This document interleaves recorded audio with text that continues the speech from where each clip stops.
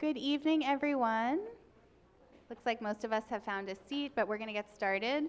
My name is Jenna Weiss. I'm the Assistant Director of Public Programs here at the Jewish Museum, and it's my pleasure to welcome you to Unpacking the Book, Jewish Writers in Conversation, back on site here at the Jewish Museum for the first time since 2020. So thank you for coming on this very nice spring evening. We're excited to welcome you for Law and Disorder, a conversation about mental health and crime, featuring authors Jonathan Rosen and Rachel Aviv in conversation with Stephanie Butnick. This event is co-presented with Jewish Book Council and Tablet Magazine, and I would like to take this opportunity to thank collaborators at both organizations for all their work on tonight's program. For those of you who might be new to the Jewish Museum, we hope that you come back and visit us for one of our few upcoming events this season. There's two coming up co-presented also with Jewish Book Council. Next Thursday, April 27th at 6:30 p.m., a conversation with Joseph Sassoon and Atina Grossman, presented in conjunction with our current exhibition, The Sassoons, on view in our second floor galleries. And then on Thursday, May 11th at 7 p.m., the final Unpacking the Book of the season with authors Judy Gold and Jeremy Dauber. For full details about all of our public programs, please visit our website to sign up for our e-news. Now I would like to welcome Miri Pomerantz Dauber, Associate Director of Jewish Book Council, to share a little bit more about tonight's program.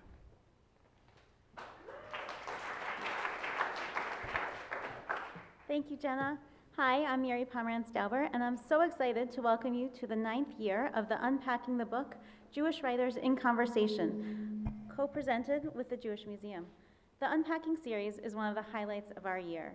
It's a time to bring together individuals who have written important works about Jewish life, identity, and history for meaningful conversations about the Jewish community. I'm particularly excited, as Jenna said, to be back in person and to see all of your faces. For those of you who are unfamiliar with the Jewish Book Council, our mission is to enrich and educate the community through Jewish literature. From public programs such as this one, awards and conferences, to essays and reviews by Jewish authors, book club resources, interviews, reading lists, and more, JBC provides tools for substantive conversations about Jewish life and identity. You can find out more at jewishbookcouncil.org. Tonight's program promises to be a fascinating discussion between our authors Jonathan Rosen and Rachel Aviv and our moderator Stephanie Butnick as they explore ideas around mental illness and crime in today's culture, how facts can be distorted through observation and spectacle, and the ways in which mental illness and crime can affect the Jewish community.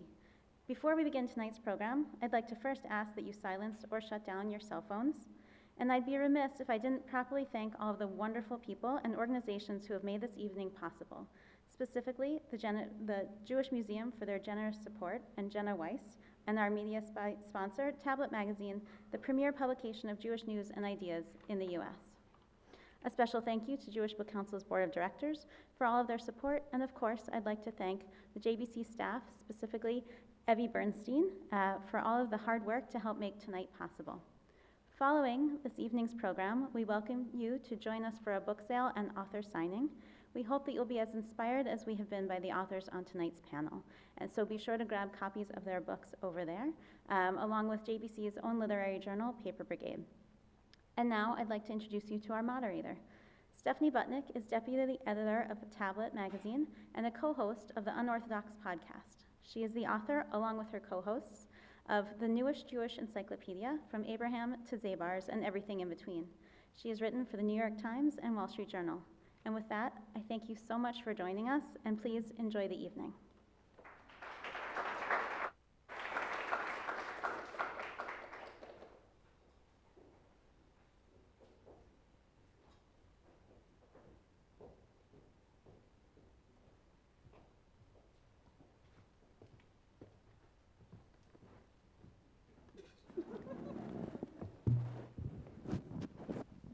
It is great to be here, to be back in person. Am I on? You can hear me? Just yell if you can. It is great to be back in person here at the Jewish Museum after a few long years of these events over Zoom. I put pants on for this one, and I guess I'm seeing all of you did too, so I really appreciate that. We're readjusting, we're reemerging. We're gonna have a great conversation tonight. Let me just grab my notes. And of course, want to thank the Jewish Museum and the Jewish Book Council and all the staff there for putting this together.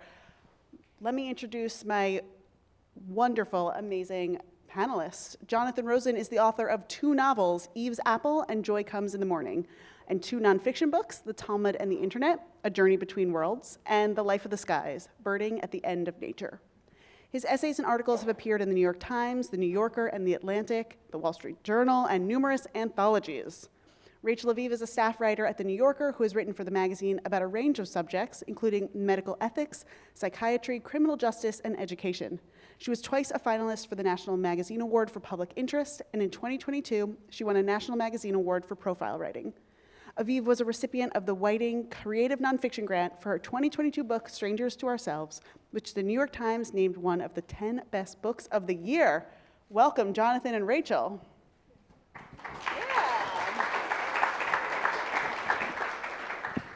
So let's start with the first question you get at events like this. Tell us about your book. Who wants to go first?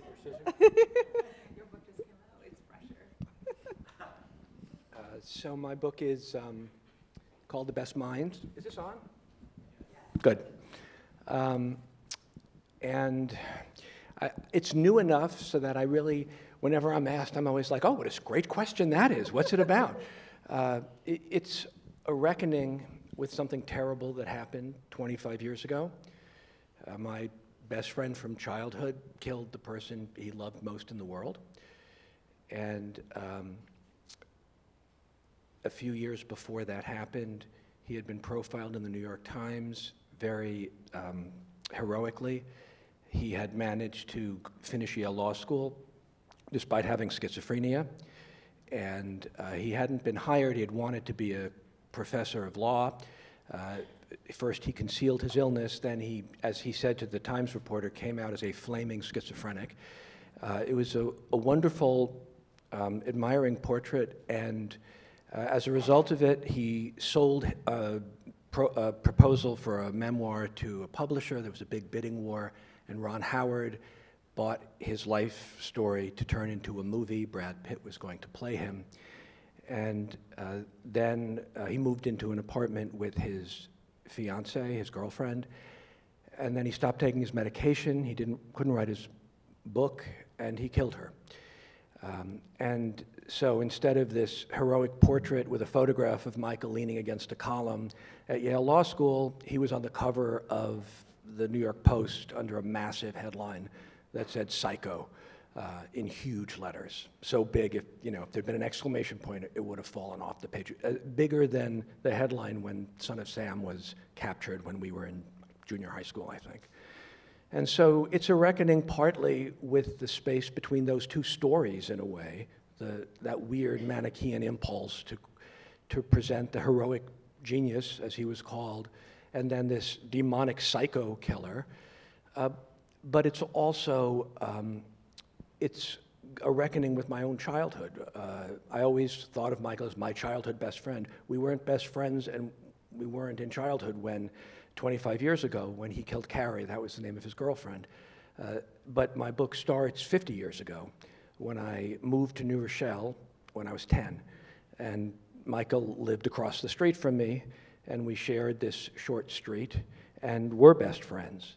And so, in a sense, it's also an attempt to go back, not to see what happened through the lens of tragic inevitability, but to re-inhabit my childhood.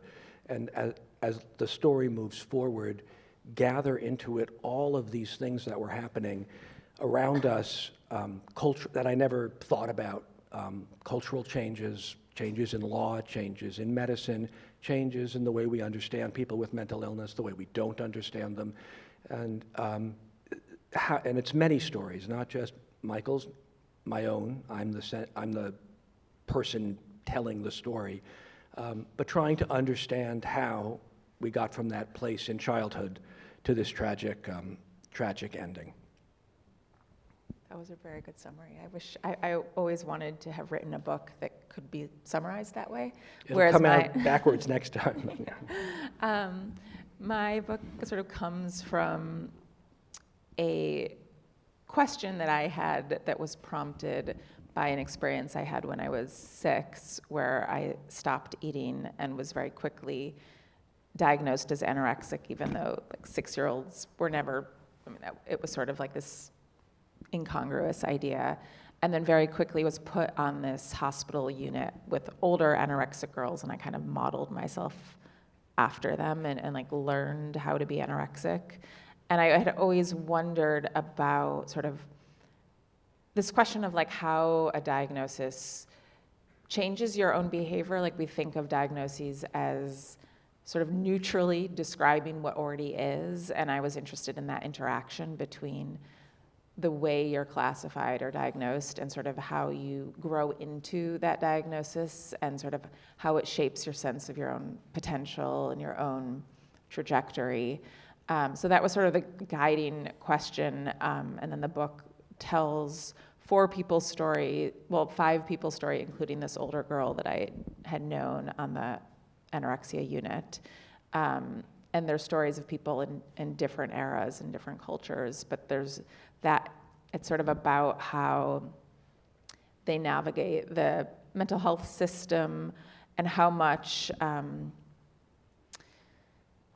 the sort of expectations of who they can be based on their mental illness are shaped by like their communities. So, Rachel, you describe in the book this idea of like your attentiveness to the windows in the early phases of an illness. I'm going to read your book for you. You write, when a condition is consuming and disabling but has not yet remade a person's identity and social world, mental illnesses are often seen as chronic and intractable forces that take over our lives, but I wonder how much the stories we tell about them, especially in the beginning, can shape their course. People can feel freed by these stories, but they can also get stuck in them. And I think that notion, that idea of identity and storytelling and the power of narrative and who gets to shape that narrative is a thread that really runs through both of all the stories really that you tell. So I guess, can you expand on that thought? And then Jonathan, I'm curious to hear what you think of that based on the story that you tell. I mean, one of the things that I was noticing is that people who rejected the help that psychiatry could offer often felt like, I have this story that I'm telling about myself, and like, who are these psychiatrists to impose from on high this other vision of who I am that sort of changes everything about me? And I felt like there was this clash of like someone's self-conception and then the self-conception they were handed by psychiatrists. And it did feel like if there was more, I'm curious what you think, because obviously this happened to some degree too, but like this this sense that like there isn't only one explanation for a person's distress, that like there are other stories that the person might need to hold on to while like incorporating the story that psychiatry is telling. I don't know, did I just explain what you were, Yeah, no, okay. It's hard for me to answer, partly because one of the things I kept encountering in the course of writing the book and trying to tell the story was how many things mental illness means. And for someone who has a severe psychiatric disorder, the way Michael did, which, schizophrenia affects like 1% of the population, that's a very specific kind of disorder. It's a thought disorder. And so the idea that you would narrate your own story is much more complicated, because part of the problem might be that you don't know what's real and what isn't, and that you don't think as a symptom of your illness that you are ill, or that you believe that medicine, as also happened, is poison. And so you have a very extreme example of a disorder. But what I kept discovering was that psychiatry was shaped after the Second World War almost entirely by psychoanalysis, where stories make you sick and stories make you well. And you can see why for intellectuals or writers, and I grew up in a really literary home, that would make perfect sense. Everyone has a Greek myth in them, like a little homunculus, and the cure for it is to talk and tell a story. And so the idea that there were all these multiple stories and that stories would heal you is a very powerful one. But then antipsychotic medication came along, and instead of persuading psychiatry that it had been wrong about using applied mythology to help everybody, it almost allowed them to discount the very sick because they thought, well, there are these medications and they can take them, and then we can gather them into the larger world.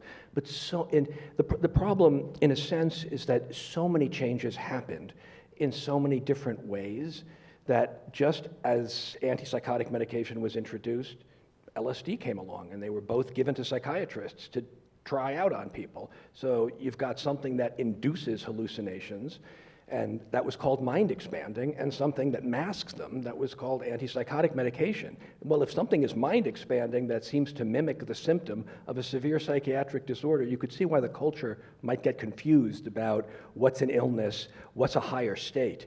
And and one of the things that I was trying to figure out was how so many things had changed along the way, so that all these systems had disappeared. And so when Michael got sick, the world into which he got sick was a very broken world, in which no one even made distinctions between types of illness, I think.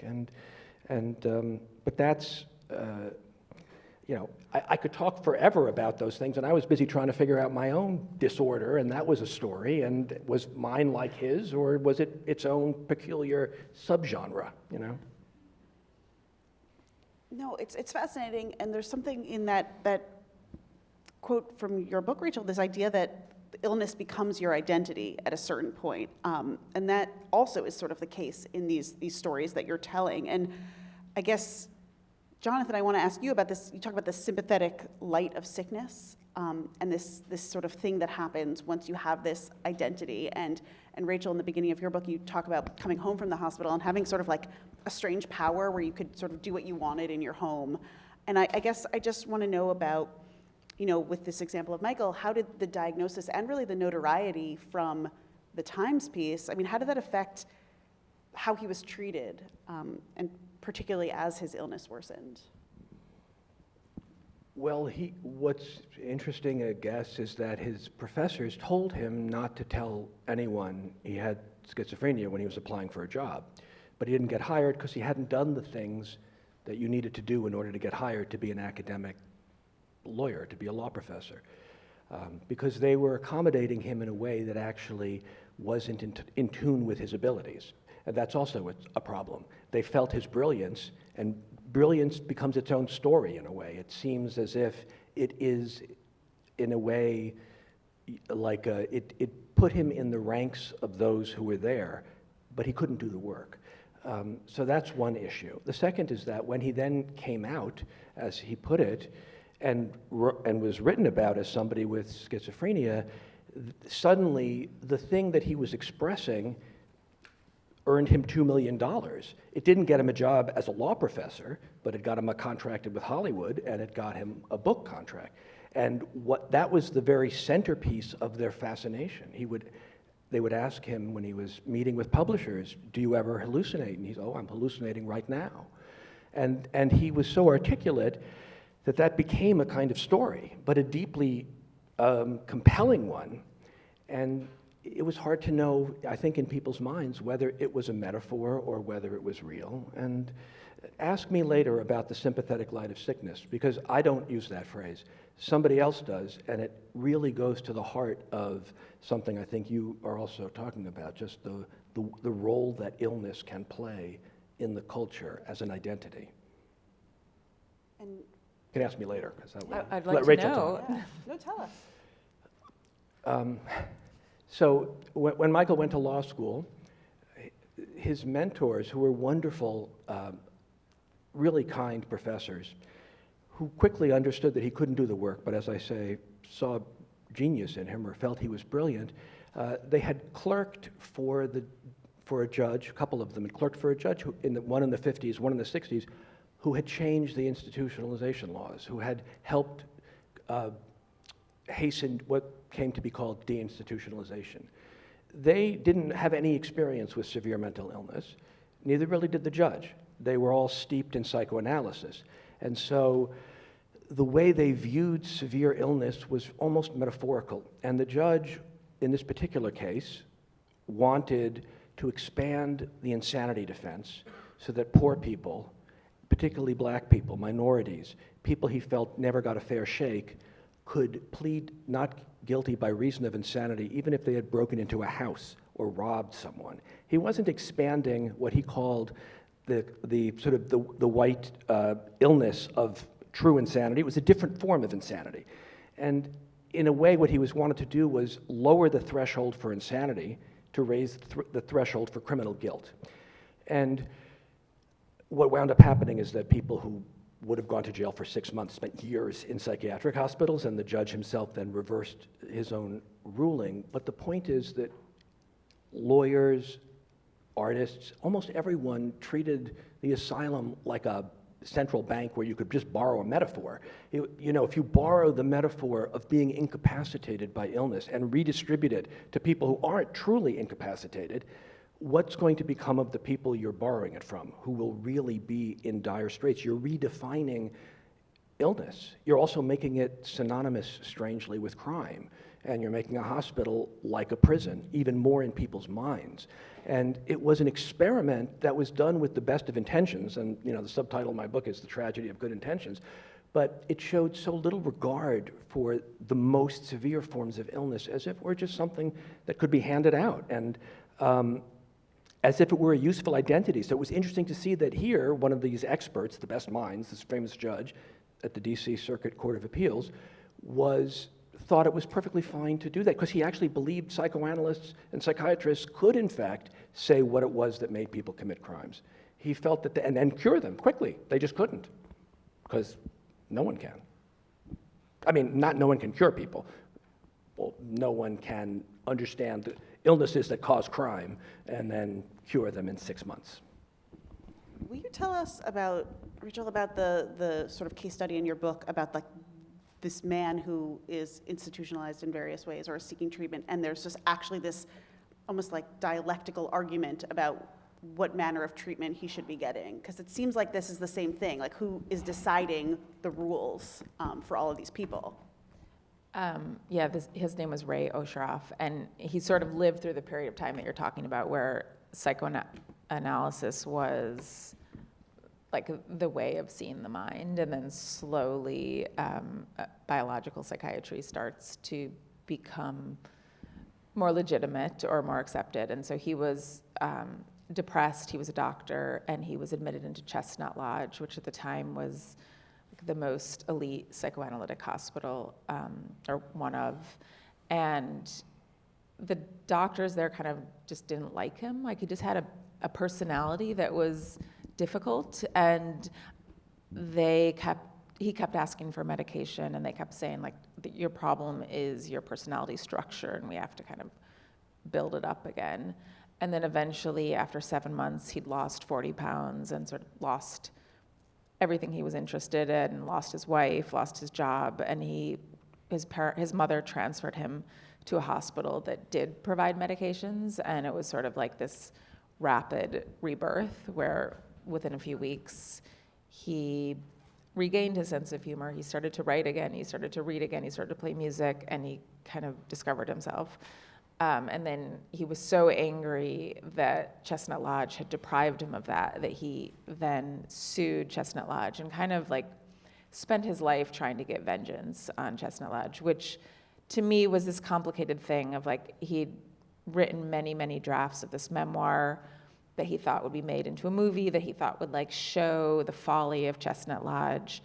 And as I started to read the memoir and talk to his sons and his family, it became clear that like, yeah, there was something like profound that medication could not fix. Like that like the idea that he just replaced medicine with psychoanalysis and that he was like better forever was also too simplistic. And I felt like that binary, like it's either psychoanalysis or psychiatry, was sort of exemplified by that case, that sort of,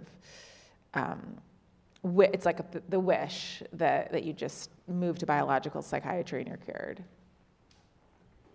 It's funny that you mentioned that he wanted his memoir to be made into a movie, because, you know, that was sort of in Michael's trajectory. Why? It's a classic grandiosity. Yeah, but sorry, that's my cell phone. Why are we so drawn to these stories, as these stories are taking place, those two, in the same time period, where we're sort of almost obsessed with this idea of madness and scared by everything, and yet we still to this day can't look away from these stories. What is it about us that makes these stories, like that makes true crime podcasts, like almost like the sicker, the more popular?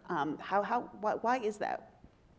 I don't think the sicker, the more popular, though. Really? Like, I think Michael was he was like this, like, poster boy, beautiful, genius kind of, but I think like the average very sick person with schizophrenia is not, no one wants a podcast about that person. Well, I mean, it's interesting that after Michael killed Carrie, that it was not long, they were going to start shooting the movie. And that month, Vanity Fair excerpted A Beautiful Mind. And so Ron Howard bought that. The screenwriter of the movie that was going to be made about Michael's story refused to give up. He's a terrific screenwriter. He had written Mississippi Burning. And he kept thinking, I can fix this, I can fix this. And he kept trying, and Frank Rich wrote a big piece in the Times about the filmmaker and how important it would be for Hollywood to make a movie that included this, and talked to people whose children, members of NAMI, the organization that was started by parents, really, of people with mental illness. It's the, what is it, the National Association for Alliance of People, for people with mental illness, is what I think. But in any case, there was a mother saying people should know these potential stories. But the filmmaker said to me he knew they were never going to make that movie because they wanted what he called a feel-good affliction picture. But he couldn't stop trying. And then he returned to cocaine and almost died, and said that in a way and it was only then when he was sort of thought, he woke up in this, gripped by this intense, almost psychotic state, that he thought, my God, I've fallen into that state. And I think in a way, one reason, part of the fascination is also the fear that it lies on the other side of how we are ordinarily. But in Michael's case, it was a story that was going to be triumphant. And A Beautiful Mind was the movie they wound up making. And it's interesting that it's called A Beautiful Mind. I mean, do you have to, is his mind beautiful because he's a genius? Is it beautiful because he got better? Because, and it's a mysterious thing. But I think the desire for stories that have narrative arcs in which you triumph over something. The Times story quoted the dean of Yale Law School saying he's conquered his illness, which is not that's not the story that works for that illness, in a sense. And maybe that's a little bit of the problem. You write a lot about that, what it means to have a story, I think. There was a man that I wanted to write about in my book, and I devoted a lot of time to interviewing him and sort of corresponding with him, and something he said to me, and he ended up sort of dropping out, but he's like, you don't want me, you want like a cute, I can't remember the phrase, like what is flora, fauna? I don't remember what it was. He was just like, journalists don't write about mental illness to write about real mental illness. They write about it to write about like the most shiny, brilliant version of it. And I think first, like, yeah, that I do think that's a fair criticism. And I think like journalism in general doesn't write about averages. We write about exceptional people, and I think that is true for stories about mental illness in Hollywood or in many books too. I mean, if you think of A Beautiful Mind, it's because it's the exception that it became that story. The only thing I'd say, I think you're right about that, is that one of the law professors who was Michael's mentor said to me after I interviewed him, it was just at the end of the interview, he said to me, don't blame Hollywood. He said, if Hollywood is to blame, we all are. He said, Yale Law School gave the story to the New York Times gave the story to Hollywood, probably his friends gave the story to Yale Law School, I think including me in that. And what he really meant was that Hollywood is in the business of generating fantasies with happy endings. But what business was it of Yale Law School, for example, to take it upon itself to decide that it could reshape his actual experience, and that would be bestowing a favor on him in a way. The Times, when I read the Times story, what was painful about it for me was that, I'd always been intensely competitive with Michael. We competed to do everything. And we both wanted to be writers. And in fact, the pattern for being a writer is you're thwarted by life, and that becomes the thing about which you write. So you get, you triumph through the obstacles of ordinary life. And here, he hadn't been able to get hired, but then he made all this money and sold a story he was going to tell. But it wasn't really his story. The story the Times wrote, at a certain point, Michael said he was sometimes asked when he was applying for jobs, after he said he had paranoid schizophrenia, which is what his diagnosis then was, if he ever became violent. And Michael said, and the reporter dutifully wrote down, it's a very hurtful stereotype. And it is a painful stereotype, but I happen to know that Michael thought his parents had been replaced by Nazi replicants who had killed his actual parents, and he had armed himself. And so it wasn't so much about violence as the dangerousness that came with not knowing what was real and thinking your parents, of all people. And I remember the terror in my mother's voice when she reported this to me, could be actually killed by Nazis who looked just like them.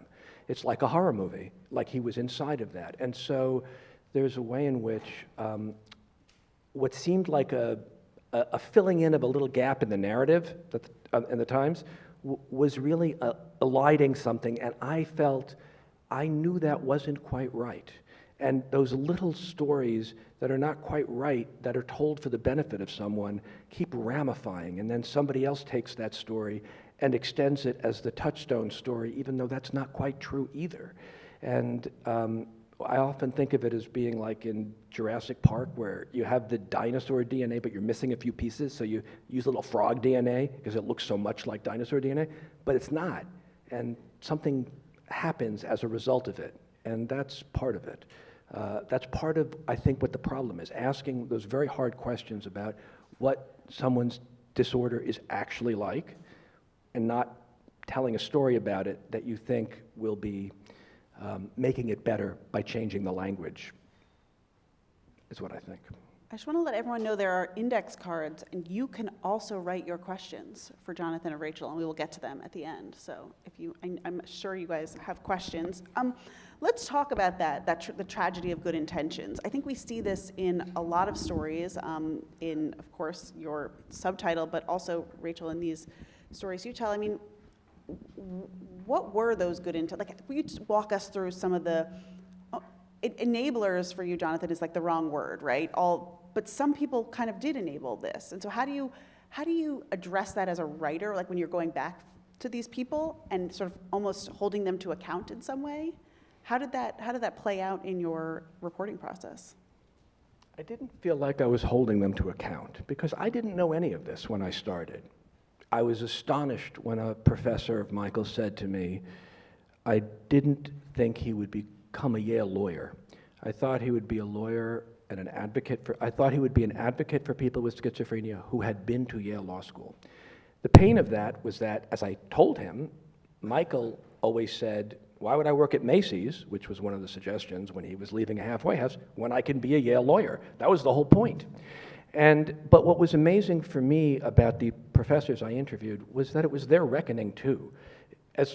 This was my reckoning with, I didn't even know what I was reckoning with. I mean, it was partly just my own childhood, and then all these things I grew up valuing. Why did Michael and I think it was so important to be smart? And why did being smart not seem like an instrument that you might use to do something useful? It was the thing in itself, And lo and behold, it was this key it was like a skeleton key. Michael used to say, I may be crazy, but I'm not stupid.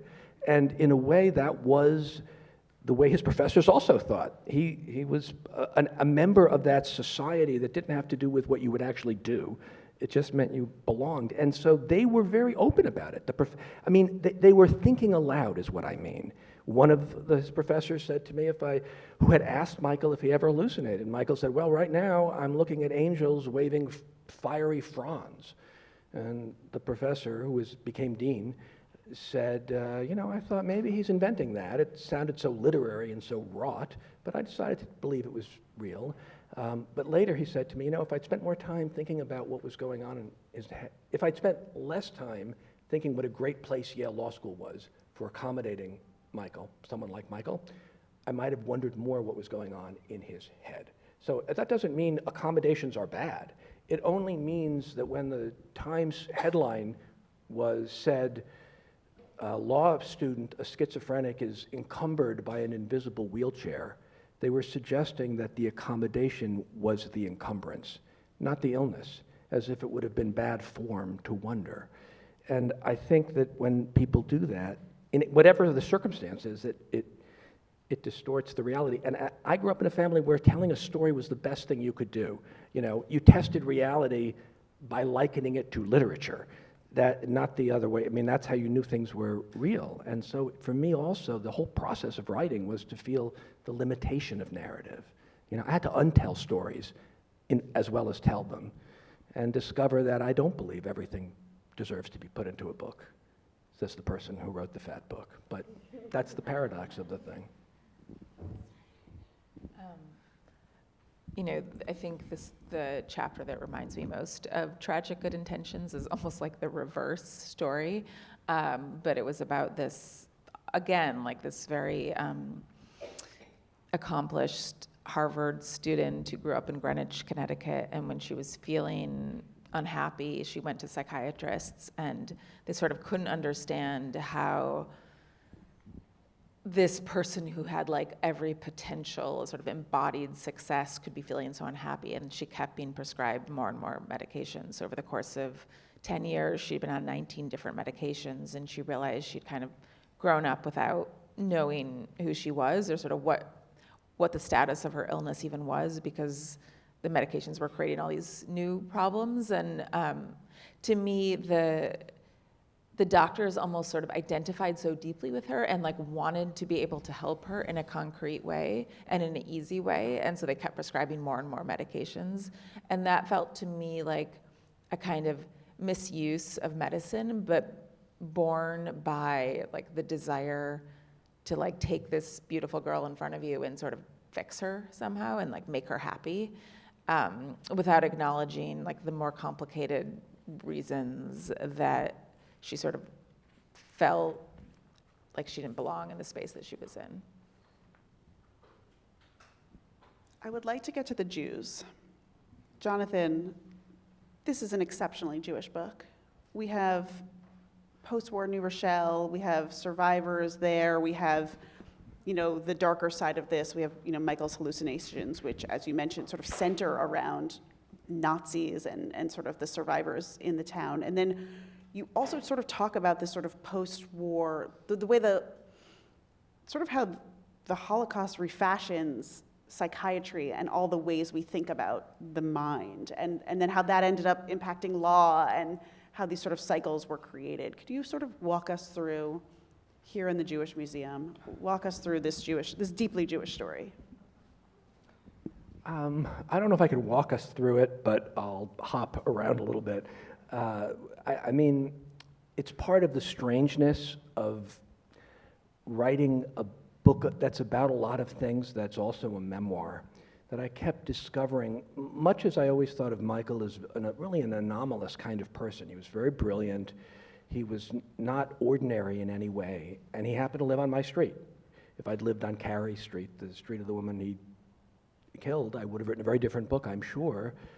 But I imagine, I'd like to think I would also have been able to understand Michael. But what I kept discovering in the course of writing the book is that in a way, at least metaphorically, and he lived on everyone's street. People said to me, oh, he was everyone's child, said the woman who was the executive director of NAMI at a certain point.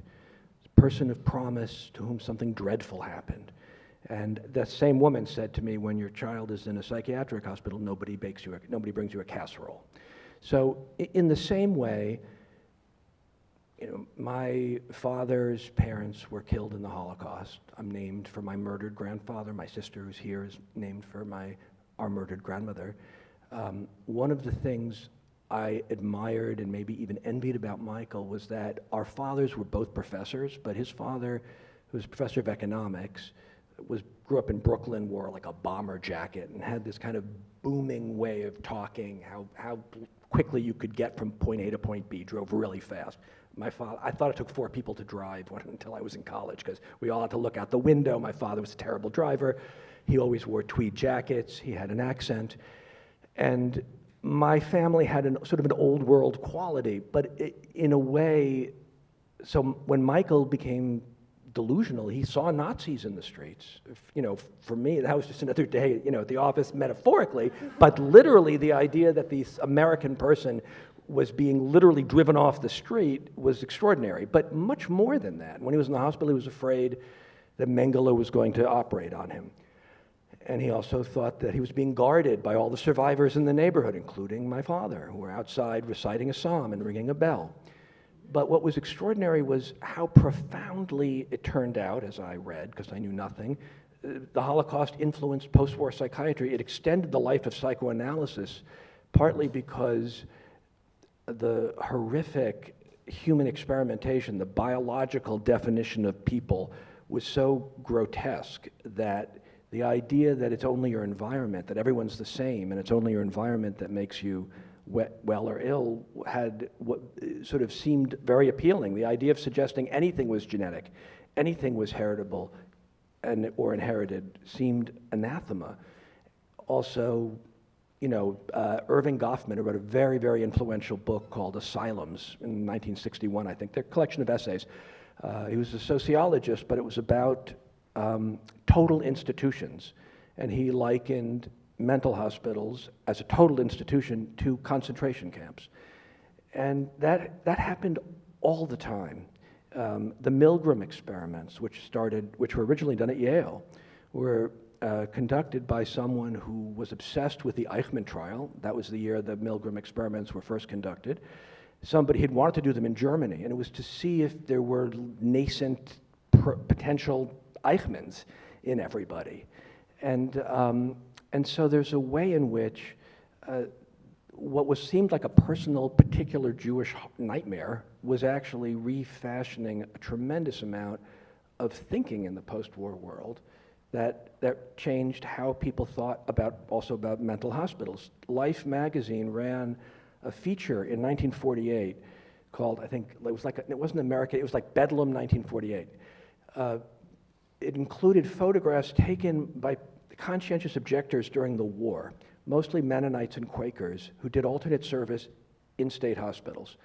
And what they saw horrified them. The state hospitals were at their worst because half the staff had been drafted, and the ranks of the patients were swollen by people who had shell shock, people who had been discharged from the war. But these photographs looked like concentration camps, and they were likened to images. So people who were conscientious objectors looked like they had liberated concentration camps on American soil. So horrifying that Walter Kaufman, who was famous for the ice pick lobotomy, was so horrified by the pictures that he had a new slogan that said, "Lobotomy gets them home." In other words, deinstitutionalization to save people from these concentration camps. And all of this misapplication of the metaphor of the Holocaust was sort of bound up with a moment where lots of metaphors were being misapplied, I guess, if that makes sense. Is that something that you have encountered in your reporting at all? Sorry, Just this connection. I mean, I was sort of very surprised to sort of hear this. Psychoanalysis does have such a deeply Jewish history. I don't for my book. I mean, I feel like you pointed out some ways in which. I mean, one of the people that I write about, Hava, who I met, she was this older girl on the anorexia unit, and I know that my parents loved her because she was this Jewish girl doing the same thing as I was doing, but 6 years older. But I don't know, and the only other connection I can really think of is that I remember I got the idea that you can fast from Yom Kippur. I was as a kid, you just things don't occur to you until they do, and suddenly I was like, oh, you can just stop eating. That's a thing you can do that has an incredible power. And so I think that, and the idea of being an ascetic was sort of. I don't know. It's hard to trace what is Judaism and what is not. Yeah. Well, in this, you have this wonderful chapter about the woman who kind of inhabits Hindu mythology, and I was, and she's revered by people too, right? I often felt that in this secular intellectual world that gathered Michael in, he seemed almost like a holy man. Several people felt they would not themselves ever have sort of indulged in what they would have considered to be spiritual, but many people described him. The rabbi in Hastings said, he reminded me of Elie Wiesel, or he was a chassid, as if the intensity of his focus, he seemed to inhabit an older form. And it was interesting for me to read in your chapter how people were almost waiting for an incarnation. I forgot exactly who it is. Does she think she's having a relationship with? Krishna. Yeah. But people accept. I mean, I think, and this goes back to an earlier question you'd asked, but I think one of the most complicated things about that woman was, on the one hand, she was revered for her mystic poetry, but on the other hand, her daughter saw her at a healing temple, and she was starving, and she, was sick, and her daughter, and she had surrounded her room with tiny little writing, and her daughter was on the one hand, I sensed this incredible radiance. On the other hand, she was suffering. You can't say that not being able to eat and not being able to clean yourself is not a kind of suffering. And she was trying to figure out how both of those things could be true. And to deny the suffering felt like a kind of, it was sort of like a neglect. And that's something we see in, also, there's some examples in your book of this also, right, where people were sort of, this idea of, are they living their truth, or whatever, the way we're describing that, or are they in need of psychiatric care? Well, one of the things that's painful and strange is that Michael was the first person to tell me about Joseph Campbell's The Hero with a Thousand Faces, a book I really loved, which is about this archetypal myth story. And just when he was not able to be, he was supposed to be writing his story and he couldn't. I was supposed to be adapting my first novel as a movie, and they said, oh, we'll teach you how to do that as a made-for-TV movie. And so I was sent how to write a screenplay, and one of them was a series of lectures that just applied the hero's journey that Joseph Campbell talks about to every movie ever made, every successful movie ever made. The hero gets lost, the hero goes out on a quest, he gets lost in a dark wood, he's helped by an otherworldly creature, then he is wounded, he comes out stronger than before with gifts to give. But what's extraordinary is that Joseph Campbell gave a lecture called The Schizophrenic Journey, in which he described schizophrenia the same way. And he said, let the voyager go. In other words, don't rein him in, don't prevent him from having his mystical journey, because he will have boons to bestow. It was a total metaphorization of a severe mental illness. And it was collected in his essays called Myths to Live By. And it's sort of as if, and it's a kind of modern religion in a way, the idea of the hero going out. And Michael seemed to fit that story, and lots of people had that category. So why not think he had returned, his illness was itself a kind of adventure. And it was also an age of mysterious inversion, as I was saying before, that if mind expansion is hallucinating, reality itself is inadequate, then how can you treat people who are suffering? The title of my book, The Best Minds, is a line from Allen Ginsberg's poem, Howl. I've seen the best minds of my generation, destroyed by madness. Ginsberg's mother had schizophrenia. He signed the order for her lobotomy. And in a way, he spent the rest of his career regretting it and not just making up for it, but really turning mental illness and psychosis into the state one should aspire to, and making other states somehow inadequate, which is fine because he was a poet. You can do anything you want. It was when the mental health establishment somehow seemed to adopt an aspect of it that things become, when that leaky way that stories bleed into medicine, that's so strange. Imagine if a doctor was saying, well, you should take Vishnu as your, Krishna as your lover. That would be more complex, I think, right? Yeah. So I have a few more questions before we transition to these audiences. Jonathan, you write in here that of your first novel, every review was like a public colonoscopy. You've now gotten a rave from the New York Times. How does it feel? What medical procedure would you liken it to? Like a dental cleaning? Well, she likened it. She said no polyps. I mean, you write about the mind and they write about the other end. It's really very mysterious. But I asked for it. What was the question? How does it feel? How does it feel? The book is out. How does it feel to have published the book? Or That it's being received. I mean, all of these things. These are the stories that make us. These are so many. So many of these stories are about telling the story, and now the story has been corrected in many ways. The Times story that ran, that set him up on this, or propped him up, and may have led to all this other stuff. I mean, I don't know. yeah, no. Where are you on your journey? I'm grateful to get good reviews, of course.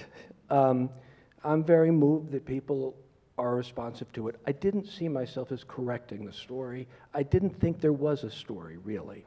I was trying, the book's divided into 4 houses, and it's kind of like trying to create containers for contradictory things that will overflow the container right away. But the hardest thing for me, and I'd be curious to know if it's hard for you too, is to put myself in personally. You begin your book personally. I felt that that was important, not because I wanted the world to think about my colonoscopy or to think of me, but because I felt that was my only claim to authority, which is a very modest claim, that it's like I was trying to inhabit the place that I was in New Rochelle in 1973. I was trying to say that I worried about my own sanity or mental health. I had learning disabilities, so I always felt I was hiding my mind. Michael's mind seemed all overt, and so I was not really attuned to the fact that he might then be hiding things once he was ill.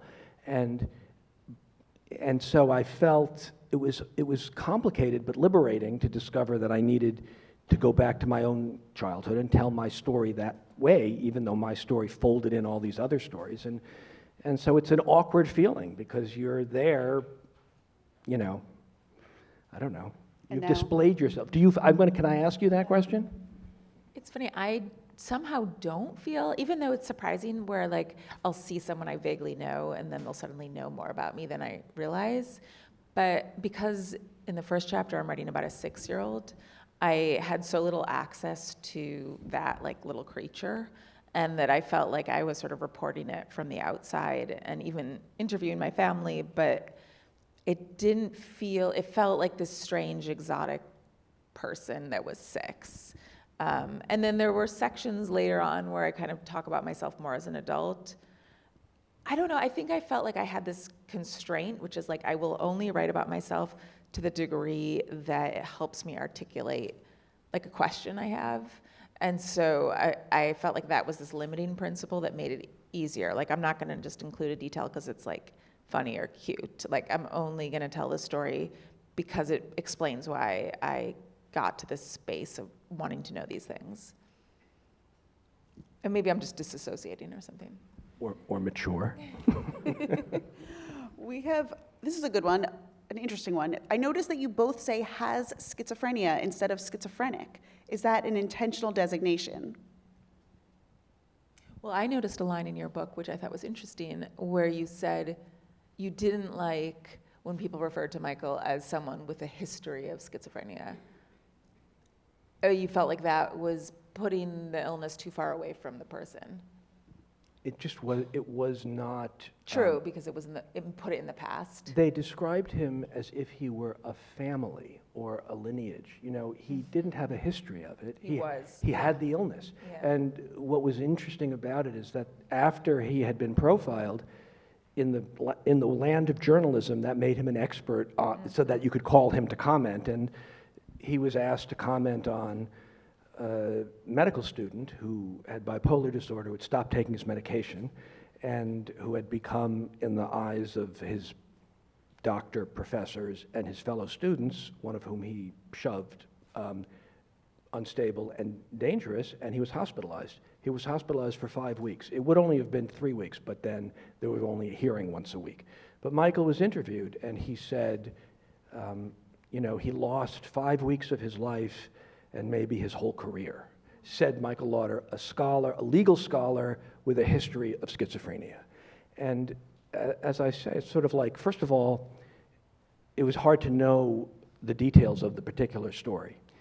There are very few people, I think, who were close to him who would have thought that 5 weeks in the hospital, had it stabilized him, saved Carrie's life, and saved him, would have been,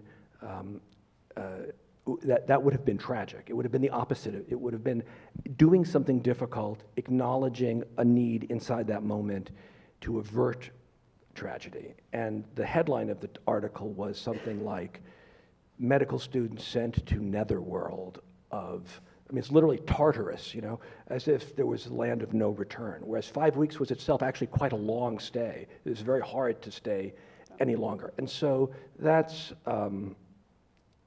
why I mentioned a history of. Yeah, more specifically to the question, I've just noticed that, or found that people I write about or talk to prefer not to be called a schizophrenic, but like a Correct. person with schizophrenia. That's the same, and I do it just in accord with the way people like to wish to be called. So Rachel, at one of your previous events, you discussed, you have a repeat attendee here, you discussed how, in a reversal of what one might expect, you often read fiction to prepare for interviews with the subjects of your nonfiction.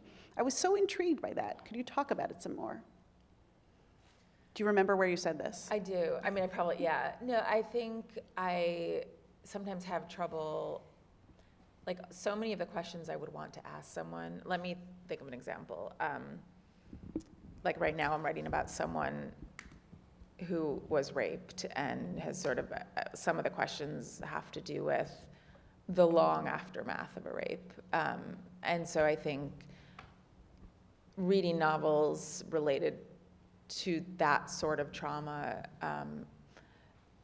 there's just like these granular moments that you'll see in a novel, and then I'll think like, oh, that is a question, like it never occurred to me to wonder. I mean, the most concrete example I can think of is I was writing about like a school where people were forced to go, and I was reading a novel about a school, and she noticed like a mascara on the pillow that reminded her of like all the girls who had been there before. And I remember just reading that made me want to ask the person I was interviewing, like, did you notice any like traces of the person who'd come before? So I think it just makes me more curious and more, but like a focused curiosity about like what that experience is like, because sometimes it's hard to be enough part of that world to even know the questions that would like generate memories that feel relevant. Can I ask what you both are reading right now? I just read a book that I can't stop thinking about, Wave by Sonali, I don't know how to pronounce her name. She's an economist, and she went to Sri Lanka in 2005 during the tsunami, and she lost her family. And she writes about the next 8 years and just like the sheer force of like human kind of, I mean, it's just like, there's something so incredible about her and her ability to live that I made a friend read it, and now the friend like can't stop thinking about it and is like talking about it with her therapist, and it just like, she's like living in my mind. I read that book a few years ago. A friend told me about it. It's a devastating book because her family is carried away in a tsunami, and she survives, and so everyone is gone. The reason I'm also mentioning it is because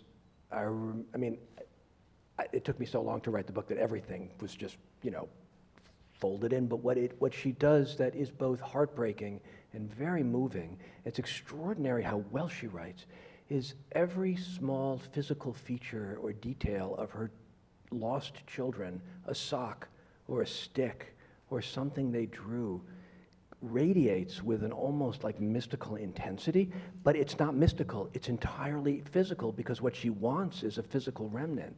And I kept feeling how important that was, because what really allowed me to start my book was to just go back in childhood and try to be there. And that doesn't have to be, you don't have to articulate an idea, just the being there is itself moving, almost heartbreaking, simply because it's in the past, but physically rendered. And I think that that's like it's like the essence of what writing can do. I found that book a marvel because it's an act of reconstruction of what's lost. And the better she is at it, the sadder you feel, because you feel the ache of what was there. Does that get me out of saying what I'm reading? Because I've gone totally blank. No, that's great. We got one good recommendation. That's why. How do we in the Jewish community reconcile mental illness and the way it is utilized in the law with rising levels of hate crimes? Is there a way to navigate legitimate insanity and bigoted acts committed by mentally ill people? Who wants that one first? Wait, sorry, I feel like I'm missing the last Basically, sentence. is there a way to navigate between legitimate insanity and bigoted acts committed by mentally ill people? I mean, that's a really good question. And I think that gets into like not wanting to put badness under the umbrella of mental illness sometimes, or being able to sort of separate those two things. Like, I don't know, it's hard though too, because then you see people who become more mentally ill and they sort of they like enter into a subculture that is more hateful and more sort of like, I don't know, I'm curious what you think of. I find it really hard to think about, because if you think about it in a certain way, millions of people seem mentally ill. I mean, whole countries who are filled with a kind of hate that's alien to you, or you're the object of, and they don't know you. It just seems like a kind of paranoia. And of course, paranoia and anti-Semitism, which is a form of paranoia in a way, are weirdly akin. You know, what does it mean that a handful of people control the weather, or the international banking system, or everything? But I guess what I really feel is that if serious mental illness is recognized as an illness and treated as an illness, you don't need to wait until something dreadful happens. It doesn't need to be the content of what happens. But this is probably not a helpful answer, but it is something I often thought about. I think it's not in my book, maybe. No, but something like it is. Martin Luther King Jr. was stabbed in the chest in 1958 by a black woman who thought he was trying to destroy her, working with the NAACP. She had paranoid schizophrenia. She had a gun in her bra, but she used a very sharp letter opener, and she stabbed him, and it went so close to his heart it pierced like the pericardium, that little area right outside, and he said he could feel the letter opener beating, right? 10 years later, he was shot in the head by a white racist, right? So he forgave the woman who stabbed him, who was sent to Mattawan Psychiatric Hospital, but he understood she needed care. She was sort of driven to violence by hate that grew out of a severe illness. It seems that the person who shot him, who was a white supremacist and a racist, was driven by hate to do something we might call mad. And knowing the difference between those things seems important. If you live in a world where everything is a narrative or everything is caused only by illness, then you really can't make a distinction. And the distinctions are kind of what matter. You know, he gave this beautiful speech the night before he was killed, where he said, because he had received a letter from a girl in White Plains, a white girl. She said, "It shouldn't matter, but I'm white, and I'm really glad you didn't sneeze," because he said if the doctors told him if he sneezed, he would have died. And he gives this beautiful talk about how if I'd sneezed, there wouldn't have been the bus boycott, there wouldn't have been the sit-ins. He lists like everything he's done, and that night, and then he's killed.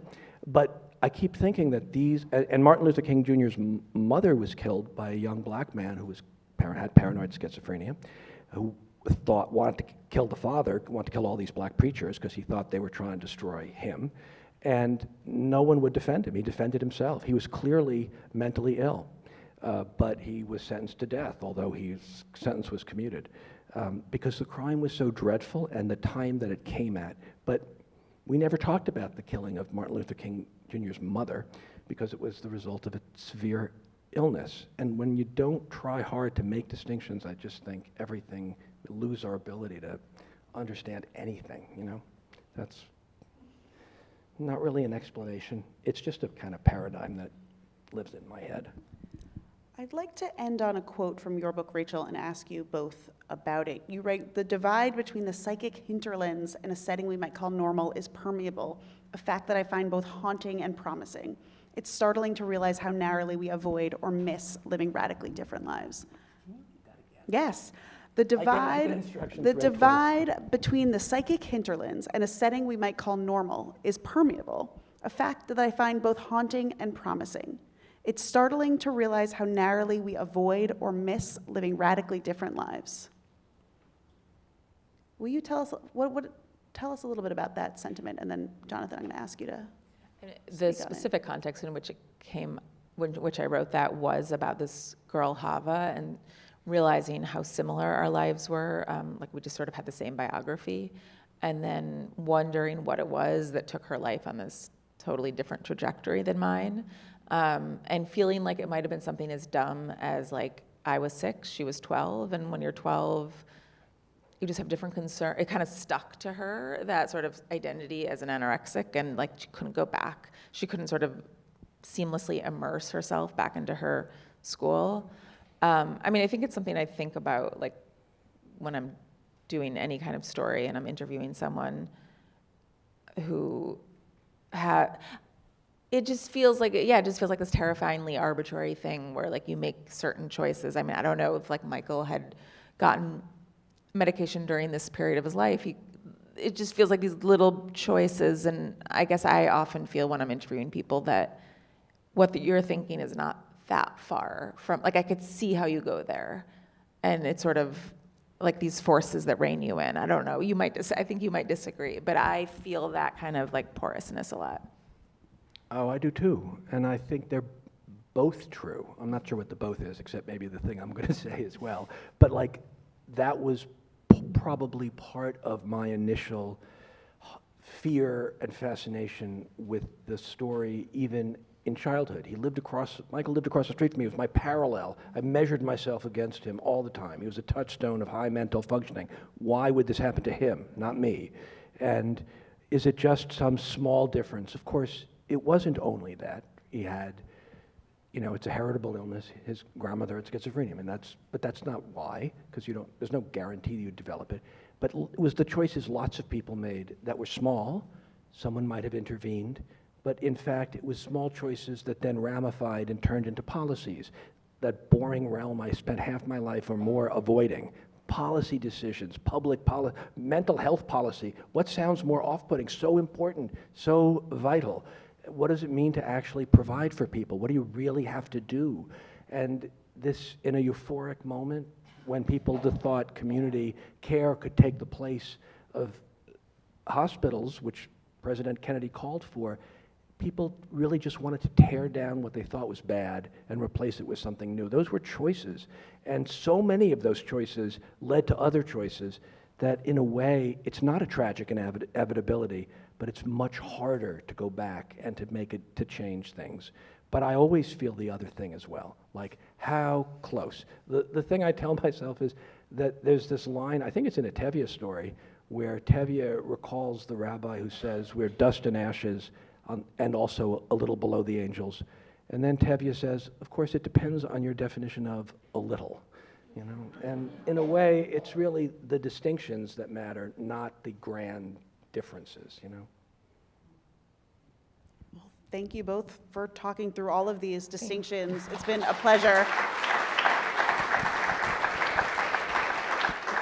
Everyone should go buy the books.